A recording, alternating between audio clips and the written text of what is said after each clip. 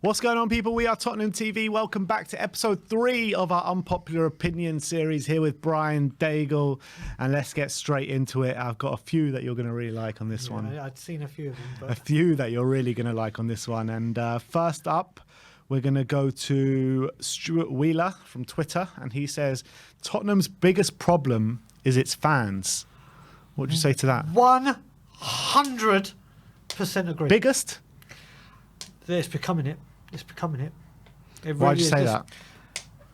So let's address this now. I don't mean this about all Spurs fans. I don't mean this about this, but the situation we're currently in, and I will even include people that are on my side of the fence that leave you out.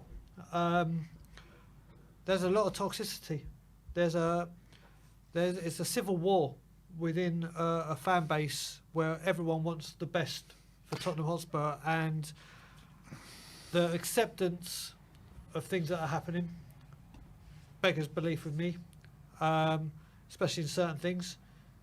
But on the other hand, to put it the other way, I hate how some people speak to other people on Twitter, and if you're a Levy outer, you're a Levy frother. If you're a Levy inner and someone from Levy out, you're a happy clapper. What is happening is a civil war. But does Twitter represent the Spurs fan base? I mean, that is just one platform. Well, you look at it when we do our YouTube shows, and you see how the chats go. You can see it when we're at the protests. You can see it within the stadium when people like you and me have sat there and tried to get Levy out chants going on, and people look at you and it's like, "What are you doing?" There's just a really, really toxic, horrible atmosphere right now around anything to do with Tottenham, and it is a problem. I believe the problem is all fueled by one man, and that everyone people will know that I'm going to say that. I think it is becoming a very, very big part of the problem. So the comment here was Tottenham's biggest problem is its fans. So are you telling me that the fans are a bigger problem than Daniel Levy right now? Before halfway through last season, I would have said not a chance. But I'm slowly but surely coming to the point that this is becoming on par. So fans are a bigger problem than Daniel Levy? It's hard for me to say. I'm going to stick true to myself and say no, it's Daniel Levy. But I can see where this person is coming from. I can see a lot of people saying it, and I can see this becoming worse and worse, and it could become bigger. I would say there is a case, but I don't think it's as big as people are saying. I would say that the biggest problems are at this football club is Daniel Levy and the way this football club is run.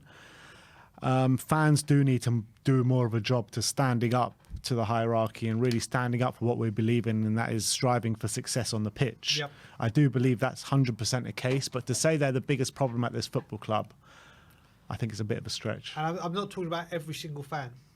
I'm not talking about every single fan that goes to the ground or worldwide. There's just that we used to be united. Like even with Pochettino, when I was still Levy out, this club was on the same. We were all going down the same highway, cruising along with the convertible off, the music blaring, the sun was shining, and now it's like I tweeted something today about the Raya deal and the toxicity from both sides. Like I said, it's both sides. I'm not just saying it from people that aren't like myself that leave you out, but it is becoming a very, very big problem. All right, let's move on. Ona Chikwado says that even without a trophy, Harry Kane is one of the most decorated all-time England and Premier League players. What'd you say to that? Why'd you let me go first? No, what I will say is we're very, very lucky that in our lifetime we got to see Jimmy Greaves' record broken. Which we never thought we'd see. Which we never thought we would. And the rate he's going at, should he continue next season and further, we'll be lucky if we see it again in our lifetime. Yeah. Look how many lifetimes have elapsed where people want to see Jimmy Greaves' record broken. And for England, he walks away when it comes to Tottenham and England. Legendary status, elite, immortal. On the eyes of world football, I can't agree with it. When I look at like the term decorated player, that's straight out says to me a player that's won a lot of trophies. Yep. he's a player that's won a lot of individual accolades, but not any team trophies. I think if it's all said and done now, let's say his career finishes today, tomorrow, would you say he's the most decorated England and Premier League player of all time? No. I mean, there's only one team that ever won anything with the England team, and that was 66, right? Yep. In terms of Premier League, you've got even like players like Phil Foden, who's just coming through the ranks now. He's like, how many trophies has he won? Cole Palmer, who's just coming through in the Man City ranks now, has already won a treble. So, I mean, it depends which way you want to look at it. If you want to look at it at individual accolades, then maybe there's a case. But when I think about decorated players, I'm talking about trophies in the cabinet. Exactly. And he doesn't have that, so I can't say he's one of the most decorated players of all time. I think what you got to say, if when he hangs up his boots, whether it be or hangs up his boots in England or for his career, will he go down as one of the legends of Premier League? 100%. Will he go down as one of the most decorated? Far from it. Yeah. All right. Next up is Ona Chikwado. Oh no, Next one is Makino Quantitative, and he says Daniel Levy has turned Tottenham from a mid to low table team into one of the sexiest teams on the planet. This one's definitely for you, Brian. I think they knew you were coming in today.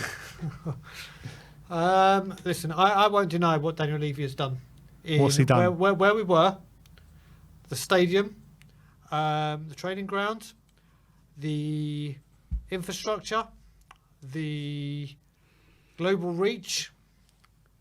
He has done remarkably, and I've never shied away from that. The business side of things, but you want to say to a sexy football team, I think you've used the wrong word. I think you've got the beer goggles on, and if there's anything I would say to say Daniel Levy's terms, to put it in a terminology, it wouldn't be one of the sexiest football teams or clubs.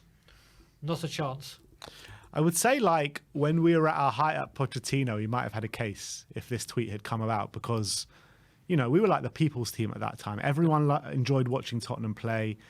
All the fans were on side, and Tottenham were a sexy proposition at that point. Yep. They really were. So if this tweet, and we were reading this out at that point, I would have agreed with it. But now, on the back of a Jose Mourinho and an Antonio Conte and Nuno and all this kind of stuff, we're like the opposite of sexy, whatever that is. The literal opposite of sexy. So I couldn't disagree more with this tweet, to be honest. We'll put a paper bag over their heads. Sexy. That's how sexy we are at the moment. Wrong terminology. But like I said, I will always say on the record, what he's done off the pitch has to be commended. But the majority, or the main thing I care about, is on the pitch. Next is BM04, says that Tottenham have the worst defence in the Premier League. Well, not far from it, I'll tell you that. I think is it true Everton had a better defence than us? Yeah.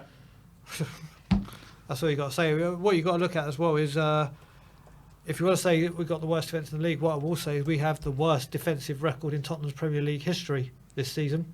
Absolute joke. And we've had some shocking teams and had some 14th place finishes and whatever. I think there's only 3 other teams that had a worse defence than us. Yeah, I'm just looking at it now. We conceded 63 goals this season. In the bottom half, you had Southampton 73, Leeds 78, Leicester 68, all went down. Nottingham Forest 68, Bournemouth 71, and that's it. They're the only teams that conceded more than us. Yeah, but we were the worst in the top half, weren't we? By a country mile, probably. Yeah, those 5 teams that all conceded more than us all finished in the bottom 6. So there were another 14 teams that had a better defence than us. It's shocking. We all know it's what we need surgery on. It's just whether it happens. But I wouldn't say we're the worst in the league, but we were bloody close. Yeah, 100%. Next up, though, you'll like this one. Well, you won't like it, but it's a good one for you to react to. It's from Brandon, and he says, Toby was better than Yan. Not a chance. Not a chance. I knew you'd like this one. Thank God it's not a Daniel Levy one. I can actually... listen, this discussion's always going to be up for debate, isn't it? Where when they talk about dream partnerships in whatever part of the field, it's always which one was better. I think Yan Vertonghen was a Rolls Royce of a defender. I think he was so eloquent. Was Toby not Rolls Royce? I'd put him as a hybrid. Listen, Toby was fantastic. He was the still, but Yan had that still. But do you know what I loved about Yan as well? He just got the fan base. there was a connection with him immediately. He was incredible, and from the moment he came to the club, apart from that little period with Sherwood, he was absolutely incredible. He was just poetry in motion. But I would also say the same for Toby. I mean, as soon as he came to the club, I mean, he was brilliant as well. Who's your choice? Yan. It's Yan, okay. Yeah, my choice is Yan. I have a closer affinity with Yan than I do with Toby. I think he was just like more my style of defender. He was a big leader within the camp as well. When he did come, I was very excited for all the long-range pole drivers and goals that he was going to get for us. That never really seemed to materialise. But I always do remember that time under Sherwood, though, and how, like, he just didn't seem into it. He was slouching on the side at Anfield and all that kind of stuff, and which you don't really associate with Yan Vertonghen with the career he's had at Tottenham. But ever since Sherwood left, I thought he kicked on and he was absolutely sensational. And I think Toby helped him as well massively coming into the team. Like King and Dawson. They complemented. The one thing I will say, you remember Yan with the Sherwood. When Yan was coming to us, I had moved back from Israel, and I had a load of Dutch friends out there that were saying, "You best not take this guy. This guy is the real deal. This guy." So I had an immediate interest in him. But I always remember, and it's on YouTube. He goes to a video. He goes into a interview. I can't remember if he's with Ajax or if he's with Belgium, and they're going, "Is your future being made up?" And he just nods yes. And he goes, "Do you know where you're going or where you want to go?" And he goes, "Yes." He goes, "Are you going to say?" He went, "No." And then they went, "Tottenham?" He went, "Wink." Yeah. And it was like, oh my God, my heart just sank. So like you said, Yan I'm just more closer to, and he's my kind of defender. I think he was better by a mile. And you never get those games later on in his career. I mean, that left back performance against Dortmund, one of the most sublime. And you got to remember the away fixture at Dortmund, he made one of the most incredible sliding tackles. He was, and then also when I look at him, you look at him when he got substituted against Ajax, when he got that huge concussion, and yet still tried to play on. I'm not saying that Toby wouldn't do that or anything, but I just got so many moments with Yan. And when he was there, every single shirt I had his name on the back. Every single one. I think it's just Vertonghen edging it for me. I don't think it's a foregone conclusion, but I think like it depends like on your personal preference at the end of the day. But I don't think it's like a set in stone thing who's better than the other one. I think for me, it's just edged it. Yan edges it. More than edged it for me. But this is a great debate to have when you put partnerships together. All right, let's move on. KSV Abhishek says that we have to sell everyone except for Son, Kane, Kulu, Richarlison, Bentancur, Bissouma, Porro, Romero, and Adoji. So in terms of the players he says that we need to sell, I'll go through them and you just say if you want to sell them or not. So Hugo Lloris. Sell. Skip. Can loan be an option? No. Keep for quota. Oh, so you disagree already then? Yeah.